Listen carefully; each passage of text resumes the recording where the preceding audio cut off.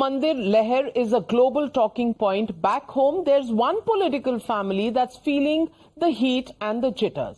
So strong is the current of the Mandir Leher that it has forced Sonia Gandhi, the tallest leader of the Congress party, to shift her own bastion of Rai Bareli and move to Rajasthan to be fielded as a Rajya Sabha candidate and adopt the Rajya Sabha route to get into parliament.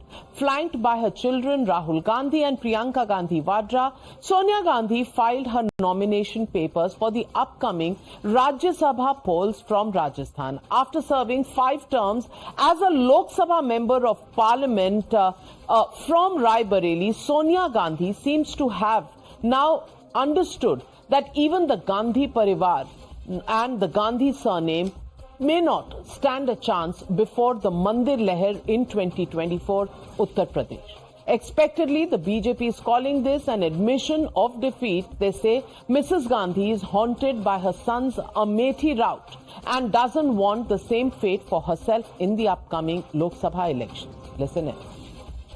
अलग-अलग राज्य, हमारे कई राज्यों से प्रस्ताव पारित होकर दिल्ली आया, भेजा गया खड़गे साहब को कि सोनिया जी को हमारे यहां से राज्यसभा में मनोनीत किया जाए। अब हर राज्य में तो सोनिया जी को नहीं भेजा जा सकता था। 1964 से 1967 में इंदिरा जी राज्यसभा में की सदस्य थी जब वो आईएनबी मिनिस्टर बनी थी। तो ये तो कमाल का सवाल है। तब तो किसी ने नहीं बोला कि भाई आप राज्यसभा में क्यों, लोकसभा में क्यों। उसके बाद वो लोकसभा में आई।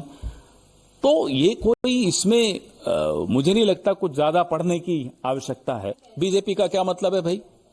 नहीं, उनका काम क्या है उसमें? उनकी पार्टी है, हमारी पार्टी भी वो चलाएंगे।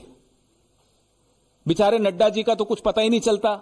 आपके चैनल पे देखते हैं, अरे मुझे एक्सटेंशन मिल गई, फिर देखते हैं ब्रेकिंग न्यूज, फिर चेक करते हैं अमित शाह से, शाह साहब वाकई हुआ क्या? ये जनता का भय है और बोरिया बिस्तर पैक करके गांधी परिवार उत्तर प्रदेश छोड़ के इसलिए चला गया है क्योंकि वो जानता है कि 80 में 80 सीटें भारतीय जनता पार्टी की उत्तर प्रदेश में आने जा रही हैं। पहले राहुल गांधी हारे थे अमेठी से, वो भाग गए थे। अब सोनिया गांधी जी डर के मारे उत्तर प्रदेश को छोड़कर दूसरे प्रदेश से नामांकन भर रही हैं। So on the one hand, you have Prime Minister Narendra Modi, who is roaring with confidence, already preparing a blueprint for his 3rd term, setting eyes on an ambitious target of 400 par. The Prime Minister's vision is helping the NDA become super NDA. It is attracting leaders like Vibhakar Shastri, the grandson of former Prime Minister Lal Bahadur Shastri, into the BJP from the Congress. And on the other hand, you have the India Alliance, which is fighting one setback after another virtually every single day. Till yesterday, they were reeling from the shock of Ashok Chavan's exit in Maharashtra, and today they're finding themselves isolated in Assam as well. Just 10 days after Rahul Gandhi's Nyaya Yatra passed through Assam, 2 top Congress leaders have declared support for the BJP in the northeastern state. Himanta Biswa Sarma, who doesn't miss a single opportunity to show the mirror to his erstwhile party today, has called the support of the Congress MLAs a gift to Rahul Gandhi. Listen in.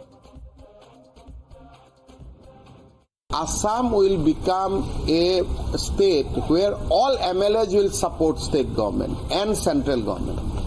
I will not say politically, but now people are very happy with the kind of works Prime Minister Modi is doing in Assam. State government is also trying to complement it. It's a double engine government. And I am sure that there should, on mind there is no opposition in Assam. On heart there is no opposition in Assam. But because of certain compulsion, they are in opposition. So now people are breaking that compulsion and coming closer to us.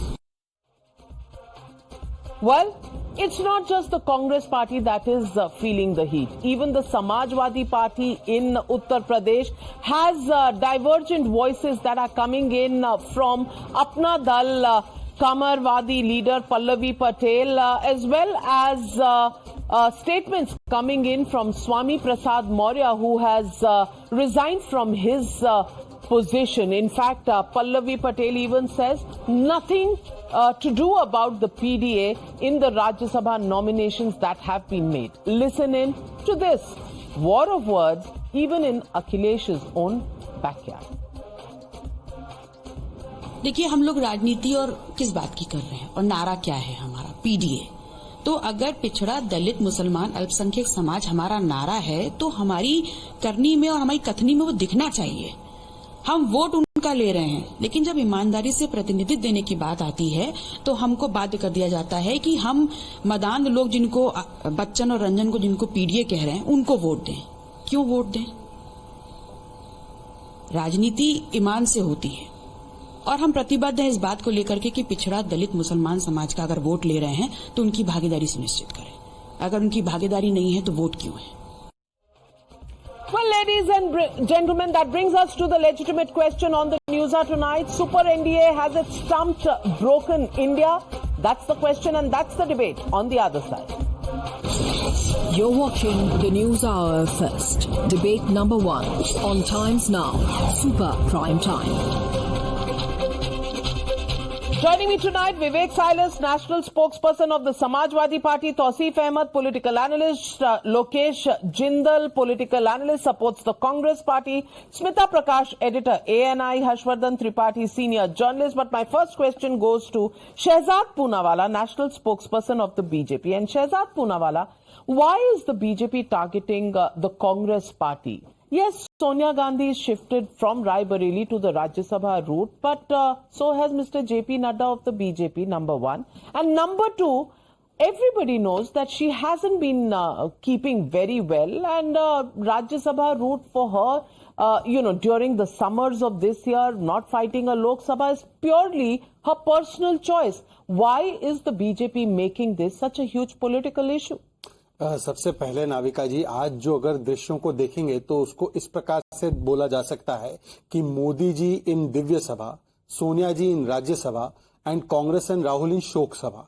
ये मैं इसलिए कह रहा हूं कि देखिए ना, एक तरफ आप देख सकते हैं कि देशों के, सभ्यताओं के, संस्कृतियों के समागम का एक दृश्य इस मंदिर के द्वारा, किस प्रकार से अलग अलग संप्रदाय के लोग एक मंदिर को बनाने के लिए साथ में आ जाते हैं, किस प्रकार से विज्ञान और विरासत एक हो जाता है।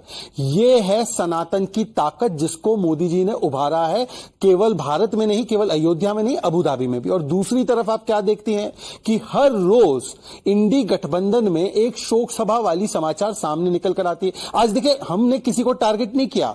सोनिया गांधी जी ने आज औपचारिक रूप से अपने सारे पारिवारिक रिश्ते उत्तर प्रदेश से समाप्त कर दिए।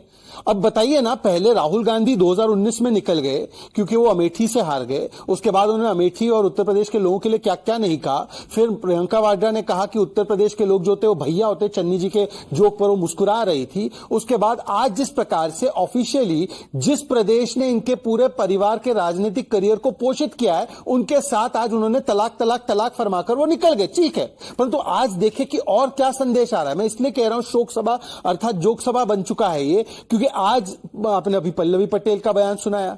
आपने देखा है कि आम आदमी पार्टी ने अभी कांग्रेस को धमकी दी है कि दिल्ली में तो एक सीट के औकात भी नहीं है आपकी, पर हम आपको एक सीट दे रहे हैं, लेना है तो ले लो। फिर आपने देखा कि संजय राउत किस प्रकार से संजय निरुपम को बोलते हैं आपकी पार्टी जीरो से स्टार्ट होगी, अगर केरल में चले जाओ तो वहां से कहते हैं वायनाड से आप हट जाओ, राहुल गांधी को यहां पर कोई जगह नहीं मिलेगी। तो हर जगह पर ममता बनर्जी ने तो पहले से कह रखा है कि 2 सीट लेना है तो लो, वरना मैं 42 सीटों पर लड़ूंगी। और अखिलेश जी ने भी कहा है 11 सीट का ऑफर है, लेना है तो लो वरना जाओ। तो इसीलिए एक तरफ आप देख सकते हैं कि पूरे सभ्यताओं का समागम और दूसरी तरफ हर रोज इंडी गठबंधन का ये जो ढांचा है वो टुकड़े टुकड़े होता जा रहा है। और इसको केवल हम लोग कह रहे हैं। जहां तक सवाल है राज्यसभा से, देखिए राज्यसभा से भी आ सकते, कोई उसमें समस्या की बात नहीं है। नड्डा जी राज्यसभा में ही थे और वो राज्यसभा के सांसद बनेंगे फिर से। सोनिया जी लोकसभा में थी, आज अगर वो लोकसभा छोड़कर राज्यसभा जा रही है और वो भी उत्तर प्रदेश छोड़कर जा रही है, तो इसमें संदेश साफ है कि कांग्रेस पार्टी और खास करके गांधी परिवार को पता है कि कम से कम उत्तर प्रदेश में अब उनके पास कोई राजनीतिक जमीन नहीं बची। विवेक साइलस चाहे उनको कितनी सीटें दे दे, वो नहीं बची है। Lokesh Jindal, the writing is on the wall. What is the messaging to the Karyakartas, to the cadres of the Congress party? Because if the Congress looks at its own performance, it has been really coming down like nobody's business. Whether you look at the 2014 elections, 2 Lok Sabha members, 2019, 1 Lok Sabha member. 2017 elections, you contested 119 seats, you won 17 seats. 2022, you contested 399 seats, won 2 in the assembly. Now, Amethi gone, Rai Bareli gone, Sonia Gandhi no longer there. What is the message to the cadres of the Congress party? Is the Congress over in Uttar Pradesh? Navika ji, first of all, let me make certain things clear. The reason why Sonia Gandhi ji has opted for Rajya Sabha seat, and that also contesting from Rajya Sabha, despite we having governments in Karnataka and Telangana and vacancies were over there, was because Priyanka Gandhi ji would be making her electoral debut from Rai Bareli constituency in these very elections. So Shehzad Poonawalla need not come out with his grand theory and rhetorics. He needs to understand. Is this an official announcement that you're making, Lokesh Jindal, because the party hasn't said so? Should we take it as an official announcement of the Congress party? Wait for some time. You'll get the official announcement very soon, because most probably that's what is being expected, that Priyanka Gandhi ji would be making her electoral debut in these elections. And secondly, when you're talking about Sonia Gandhi ji, why did she prefer Rajasthan despite Congress not having government there? So the point is, it's not that the way Shehzad Poonawalla is hell bent upon trying to say that everywhere the Congress is being decimated. My dear friend, the reason why you are so eager to get Congress people in your fold is because you are not confident about your own leadership. You lack faith and substance in your own so are you donating leaders? Are you donating leaders to the BJP so that they can win the elections for the BJP? No, that's the most atrocious argument that I've ever heard. Smita Prakash is smiling. Smita Prakash, now Congress is the official lender of the last resort. वो RBI है चुनावों के, क्योंकि they give loans to other political parties कि आप हमारा leader ले लो और फिर आप जीत जाओगे चुनाव. Sounds like a plausible explanation to you? No, not at all. In fact, it sounds very bizarre. I don't think there's any logic to that. And as far as Priyanka Gandhi standing from Rai Bareli in place of Sonia Gandhi, who's vacated the seat, it sounds also quite sad, that a party which had the Rai Bareli was considered a safe seat for decades together, and everybody's covered it. All of us have covered elections in Rai Bareli and Amethi, and the fact that that everybody says, oh, what a fantastic contribution of the Gandhi family to the Congress party, but the fact is that over the past couple of elections, they have decimated, the family has decimated the party's future in the state, which has seen so many of them being made prime minister. 3 of them from the state becoming prime ministers to this country, and today not even 1 seat is considered safe from Uttar Pradesh. They're being offered 11 or something like that by Akhilesh, and not even 1 seat is considered safe, not just for a congressman or a congresswoman. It's not considered safe for a Gandhi family person. That is what it has come to. And the fact that Sonia Gandhi, this saying that Sonia Gandhi is unwell and heads, but how? What does it matter? Look at Sharad Pawar. He's still fighting it. He's in his 80s. Look at Naveen Patnaik going for a 6th term. If you believe in a certain ideology, and if you think that this is the way you're going to fight, you can have a different ideology from the BJP. But if you are committed to fighting an election, then you should fight an election. Rajya Sabha is the easy way of going. I'm not saying there's anything wrong in it. After all, we've had Prime Minister Dr. Manmohan Singh from the Rajya Sabha. There's nothing wrong in it. What I'm trying to say is that you can't equate Mrs. Gandhi with a Mr. Nadda. No, Mr. Nadda is not a Mrs. Gandhi. He is BJP president. That's a different ballgame. You can compare him to maybe Mr. Pawan Khera getting a Rajya Sabha or not getting a Rajya Sabha seat, or Mr. Praful Patel or somebody like that. But somebody from a Gandhi family cannot be compared actually in this country with anybody else. They come with prestige, they come with privilege, they come with all that background. And if for a Gandhi family member to go, they are the ones who bestow Rajya Sabha membership. They don't go the Rajya Sabha way. Only Indira Gandhi did, and that too in the 1960s when she was a novice in politics. Whereas Sonia Gandhi has had 5 terms, and the fact that she cannot fight an election from Uttar Pradesh sends out a clear signal and demoralizes, I think, the Congress workers to a large extent. That not only did Rahul Gandhi had to leave Uttar Pradesh, even Sonia Gandhi Counter has had coming to from leave Uttar Lokesh Pradesh. Jindal. Counter coming from Lokesh Jindal. Please respond. Navika, in 2019 also, the voter share for Rahul Gandhi ji remained intact. We have seen that whatever swing happened, it was because there were not many contestants, and at that point of time, there was certain advantage for Smriti Irani. And this year also, we will see How is that it the intact, core my voter friend? for the Congress cadre How is is it intact? 1.5 lakhs. He lost the elections by 1.5 lakh votes. It was not 100 votes or 1500 votes. No. If you compare from 2014 and 2019, look at the election, the voter turnout for Rahul Gandhi ji, the core voter was still intact. The percentage of vote, it's Shehzad as compared to the Poonawalla, number of this voters. apology टिप्पणी करनी है तो मैं is बहुत beyond छोटी me टिप्पणी to करूंगा। understand. Please respond. Harshvardhan ji, I'm coming to you. बस 30 सेकंड का ही समय लूंगा। देखिए, वो एक कहावत है ना कि चाय से ज्यादा केटली गरम।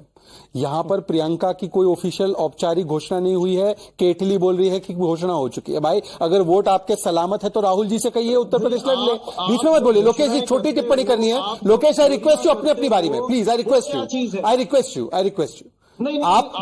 आई request you. Okay, I'll give you time to counter. Plus, just listen, hear out what Shehzad has to say. मैं कह रहा हूं कि यदि राहुल गांधी के आपके जहांपना के सारे वोट सलामत है तो राहुल जी से कह दीजिए कि उत्तर प्रदेश से लड़ ले। भाई, प्रियंका जी का तो अभी तक कोई ऐसा इतिहास नहीं। और क्या कहा था प्रियंका ने? वो जब 2019 में आई थी तो 2 में से 1 सीट हो गई जब प्रभारी बनी। उसके बाद उत्तर प्रदेश के विधानसभा के चुनाव आए, उसमें क्या हालत हो गई। उन्होंने उस समय कहा था कि मैं कभी नहीं जाऊंगी, और मैं टर्न बोरो कर रहा हूं हर्षवर्धन त्रिपाठी जी का, शायद उन्होंने संभवतः कहा था, ये प्रवासी पक्षियों के लिए नहीं है ये राजनीति। ये जो प्रवासी पक्षी बनकर आते हैं ना कि एक डाल पर उड़ के आ गए, फिर दूसरी डाल पर उड़ के जाना है। हर्षवर्धन जी का यूट्यूब वीडियो देखा करो, जरा आपका ज्ञानवर्धन होगा।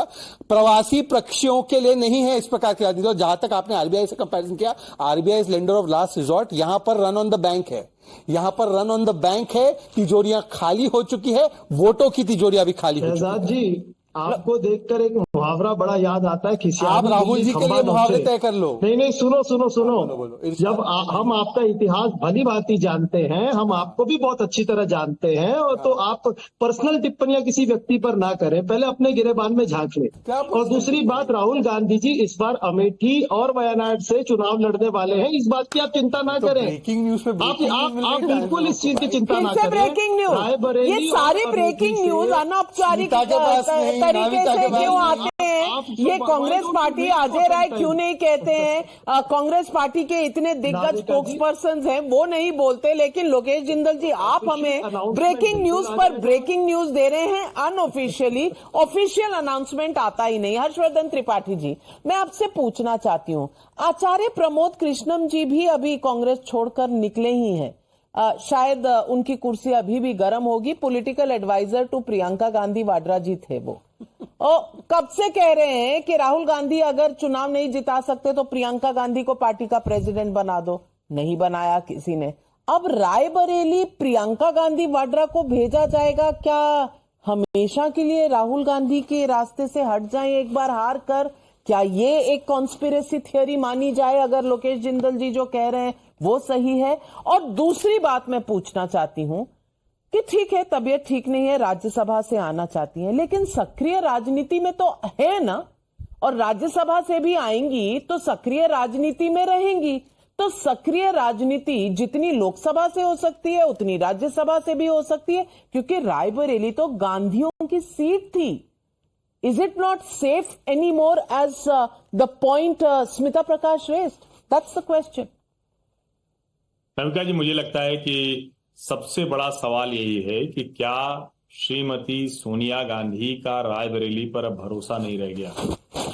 क्योंकि अगर स्वस्थ नहीं है, अस्वस्थ हैं, उस तरह से सक्रिय नहीं रह सकती, तो ये सवाल तो खड़ा ही नहीं होना चाहिए था। रायबरेली में जाती, नामांकन करती, जैसे आज वहां पर उनके साथ लोग रहे, वैसे ही प्रदेश कांग्रेस के अध्यक्ष होते, उनके जो एडवाइजर रहे, वहां के स्थानीय जो प्रतिनिधि हैं किशोरी लाल शर्मा जी होते, और सारे लोग जाकर नामांकन करते, बात खत्म हो जाती, वो चुनाव जीत कर चली आती। वैसे भी 2019 में चुनाव जीतने के बाद वो कितनी बार गई रायबरेली, किसी के ध्यान में है क्या? और असली मुश्किल दूसरी है नविका जी, 2019 के लोकसभा चुनाव में जब प्रियंका गांधी प्रभारी महासचिव के तौर पर लखनऊ हवाई अड्डे पर उतरी थी, चौधरी चरण सिंह हवाई अड्डे पर, तो वहां से जब निकली तो उसके बाद फिर आगे आपको ध्यान में होगा, राहुल गांधी ने कहा यहीं छोड़ के जा रहा हूं, यहीं छोड़ के जा रहा हूं।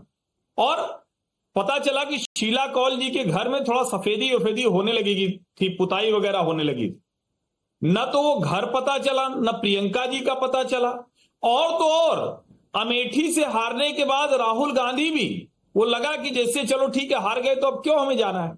तो मुझे लगता है कांग्रेस जिस सबसे बड़े संकट से गुजर रही है, इसका कोई भी नेता ओनरशिप लेने को तैयार नहीं है। यहां तक कि गांधी परिवार भी, जिसके पास एक तरह से इस पार्टी की प्रोप्राइटरशिप है, वो भी अब इसकी ओनरशिप लेने को तैयार नहीं है। और सोनिया गांधी जी का ऐसे समय में रायबरेली छोड़कर जाना, सिर्फ वायनाड से नामांकन के बाद अमेठी में लोगों ने कहना शुरू कर दिया था कि इसका मतलब राहुल गांधी यहां नहीं रहना चाहते।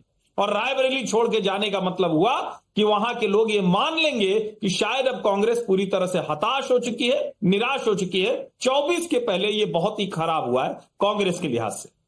विवेक Silas ji, my question to you is, जब इंडिया अलायंस बनी थी तो गाने सब गा रहे थे, ये दोस्ती हम नहीं तोड़ेंगे, और आज बस कुछ ही महीने हुए, अब पियानो पे शायद कांग्रेस पार्टी के वर्कर गा रहे हैं कि दोस्त दोस्त ना रहा। अब अगर रायबरेली में आप सोनिया गांधी जी को नहीं जिता सकते तो ये कहां की अलायंस? 11 सीटें, 12 सीटें, तमाम वादे, कस्में वादे, प्यार वफा, सब बातें हैं, बातों का क्या, यही बन के रह गया है। और ऊपर से आपके अपने खेमे में जो हो रहा है, पीडीए पीडीए पीडीए, वो पीडीए का पर्दाफाश तो आपके अपने अलायंस पार्टनर्स ने कर दिया। अब विवेक साइलस जी, उत्तर प्रदेश में जो राम लहर है, कितनों को निपटाएगा?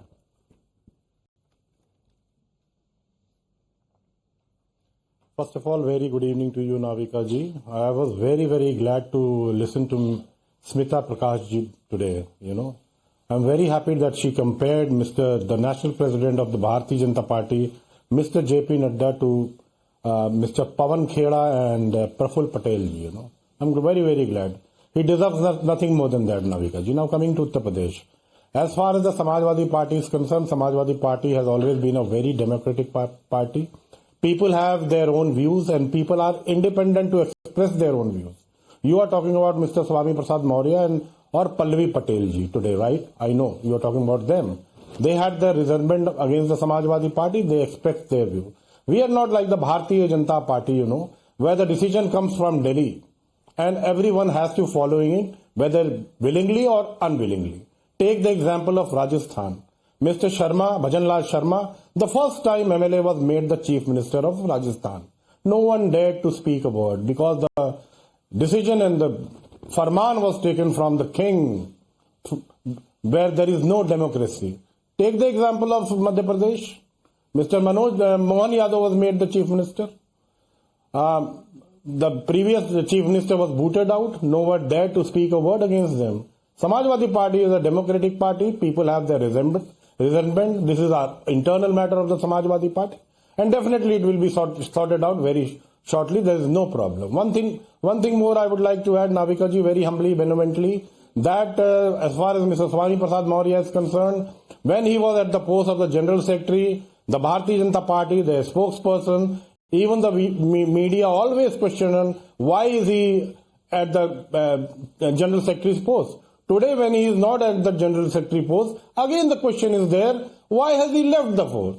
So it's for the Bharatiya Janata Party or for the media to decide what they are looking at. If he is at the post, there is a problem. If he is not at the post, there is a problem. I can say nothing more than that as of now, Navika ma'am. That is my, final conclusion. Final conclusion? दोस्ती के बारे में, सोनिया गांधी जी के बारे में कोई आपकी टिप्पणी नहीं है? सोनिया जी के बारे में भी टिप्पणी कर दें. She has been a 5-time Lok Sabha member from Raebareli and she has definitely serious health issues. I know, Navika ji, you must be very aware of it. if there is a health problem with Sonia Gandhi ji is facing, and there is another truth that in Uttar Pradesh that they have only 2 MLAs. So she couldn't have gone to the Rajya Sabha from Uttar Pradesh. There was nowhere. If she has chosen to go to Rajya Sabha from Rajasthan, I think there is no problem in that. Okay. And so, by the so way, the bottom line is 2 MLAs in Uttar Pradesh, and therefore Uttar Pradesh clearly is not a safe state for Sonia Gandhi, and that's an admission coming from Vivek Silas. First counter right to Smita Prakash, and then I'm coming to you. I just want to make one point. I think Mr. Silas is misquoting. When I compared Mr. Nadda, I did not mean that. What I meant to say is that Mr. Nadda is a kind of a common man like you are, like I am, like Navika is, like Shehzad is. We are normal, considered normal. Whereas the Gandhi family they live in a rarefied kind of being. Like they are Prime Minister and, son of Prime Minister, daughter of Prime Minister, granddaughter, grandson, ऐसे चलता रहता है. So they are the elite. They are like Amitabh Bachchan once said, "वो राजा है, हम रंक है." So that's a different set altogether. So when I compared, I didn't mean Mr. Nadda is equal to a Pawan Kheda or anything like that. What she meant was that they are the first family of politics, and traditionally so since independence, and therefore don't compare Mr. Nadda to the Gandhis. That's what she meant. Well clarified. Tausif, let me get in Tausif and then I'll come to you. Tausif, the issue here is Mamata Banerjee won't give more than 2 seats to the Congress party. Akhilesh not giving more than 11 out of 80 seats to the Congress party. Aam Aadmi Party not giving anything to the Congress party. 1 seat दिए और बोल भी सुना भी दिया है कि इससे ज्यादा आपकी औकात नहीं है. वहां Kerala में left party is not giving anything to the Congress party. Where is the alliance, and where is the stronghold of this united opposition that was put forth before the nation? Is there really an alternative even being tried by the opposition, or is everybody looking at their own backyards and what suits them and then just working according to that? No, this is the arrangement of the alliance, that wherever the regional parties are strong, they will play the role of a big brother, and wherever Congress is strong, in whichever state Congress has government, there Congress will play the role of the big brother. This is the arrangement of the alliance. There's nothing surprising about it. And the motto is not to give, in a political alliance, you very well know, Navika, that it is never going to be a 50-50.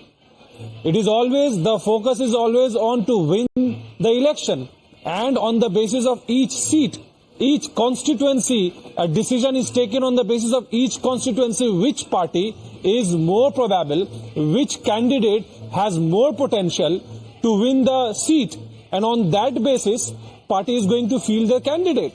So if in Bengal, So then let me ask you, Shehzad Poonawala, Aam Aadmi Party fielding candidates in Delhi and Punjab I can understand, but fielding candidates in Gujarat and Goa, वो किस alliance के agreement में है? मैं आपके सवाल पे मात्र 30 सेकंड में आ रहा हूँ. एक बात बता दूं, स्मिता जी सही कह रही है जब वो कहती है कि नड्डा जी की तुलना सोनिया गांधी और उनके परिवार से नहीं की जा सकती, क्योंकि नड्डा जी ने यूथ एक्टिविस्ट के रूप में शुरू किया, बूथ लेवल पर काम किया, लीडर ऑफ ऑपोजिशन बने, मिनिस्टर बने, चुनकर आए.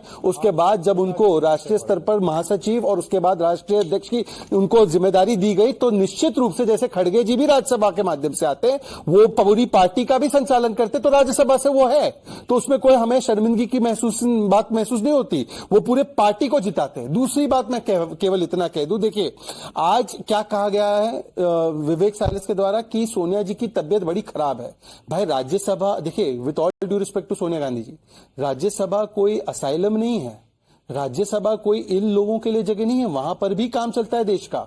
तो मतलब क्या वो रिटायरमेंट ग्राउंड है क्या आपके हिसाब से? दूसरी बात, उन्होंने कहा कि उत्तर प्रदेश में इनकी मात्र 2 विधायक है, तो उत्तर प्रदेश, अरे आप लोगों का तो गठबंधन है, दे देते ना कुछ सपोर्ट। वैसे ही आपने जिनको भेजा है उससे तो आपकी साथी खुश नहीं है, वो तो कह रही कहां जया बच्चन जी को भेज दिया, कहां वो ब्यूरोक्रेट क्लर्क को भेज दिया। क्लर्क उनके शब्द है, मेरे शब्द नहीं है, पल्लवी जी के शब्द है, कहां वो क्लर्क को भेज दिया। तो उससे अच्छा तो आपकी सबसे सर्वोच्च नेता सोनिया जी को आप भेज देते ना, विवेक साइलेंस बड़ा दिल दिखाते। और आखिरी बात देखिए, 100 बात की एक बात ये है नाविका जी, इनका अलायंस मोदी हटाओ वाला है ही नहीं, ये है कांग्रेस घटाओ।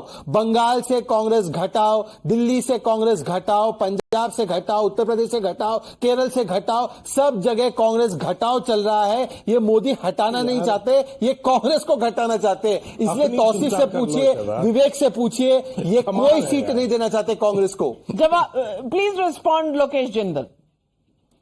पहले तो मैं शहजाद जी आपको करेक्ट कर दूं, आप अपने अध्यक्ष जेपी नड्डा जी के बारे में नहीं जानते।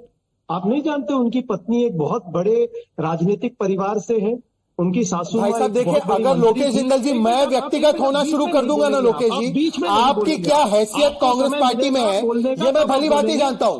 आप यदि मेरे राष्ट्रीय अध्यक्ष के बारे में एक शब्द बोलेंगे तो लोकेश जिंदल जी आप मुझ पर 10 शब्द बोलिए, पर यदि आप मेरे राष्ट्रीय अध्यक्ष के लिए कुछ भी ऐसा वैसा बोलेंगे और उनके परिवार के लिए जो राजनीति में नहीं है उनके लिए बोलेंगे, तो भाई साहब देखिए सुन लीजिए, मैं बांसुरी बजाता हूं, सुदर्शन चक्र भी आता है मुझे चलाना।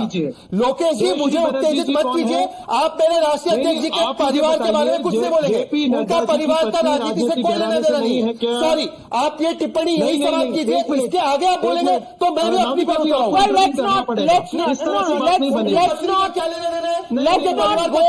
discuss families and everybody can discuss everybody's families and children and grandchildren. Robert Vadra के बच्चों के बारे में बोलूं क्या आपको कुछ बातें?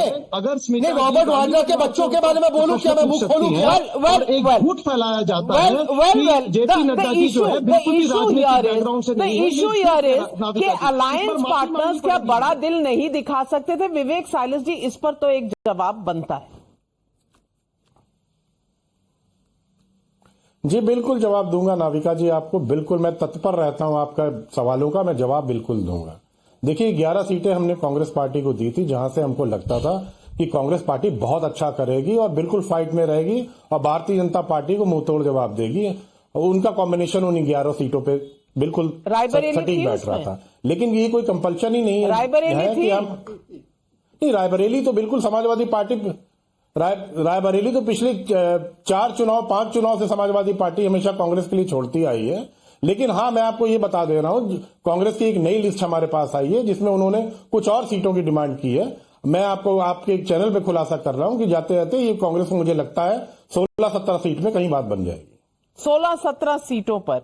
लेकिन Harshvardhan Tripathi ji 16-17 out of 80, the family and the party that started its politics from Uttar Pradesh, चाहे वो नेहरू जी हो, चाहे वो इंदिरा गांधी हो, पहला टर्म उनका जरूर राज्यसभा में रहा हो, लेकिन राजीव गांधी, संजय गांधी, राहुल गांधी, सोनिया गांधी सब उत्तर प्रदेश से आते थे।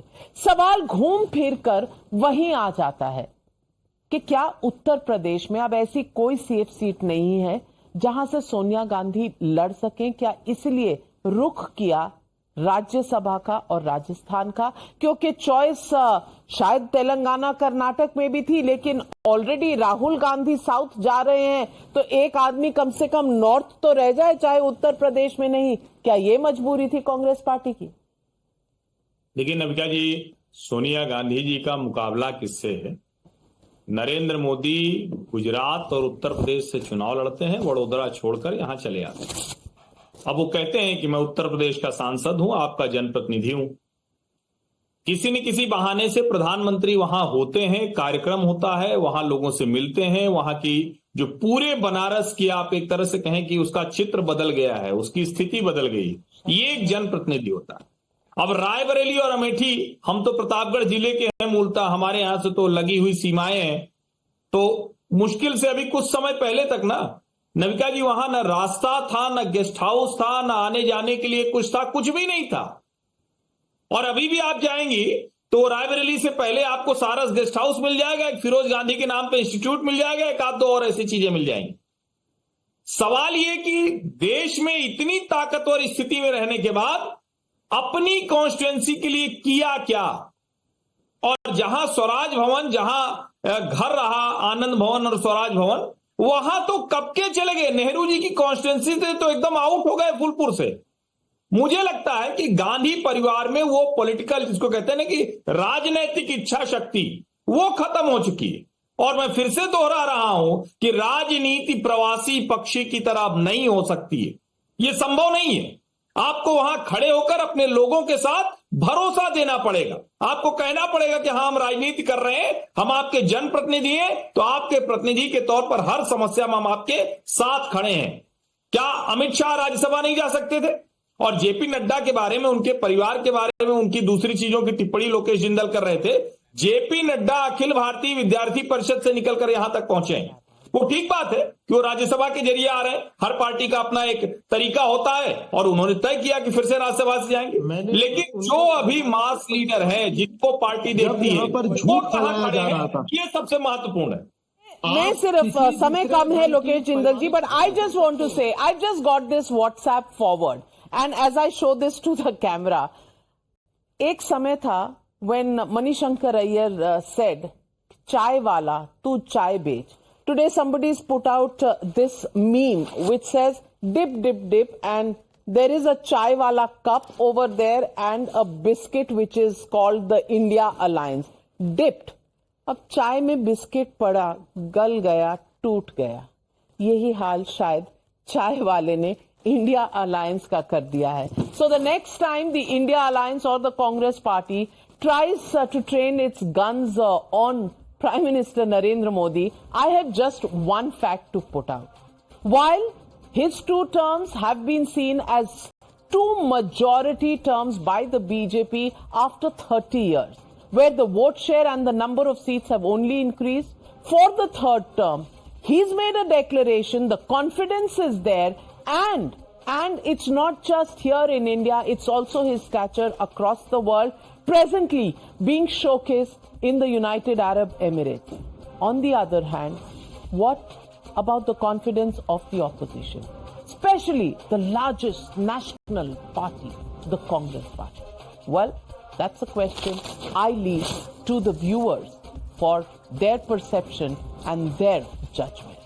For now, thank you very much to all my panelists for joining me on the News Hour tonight. Good night, be safe.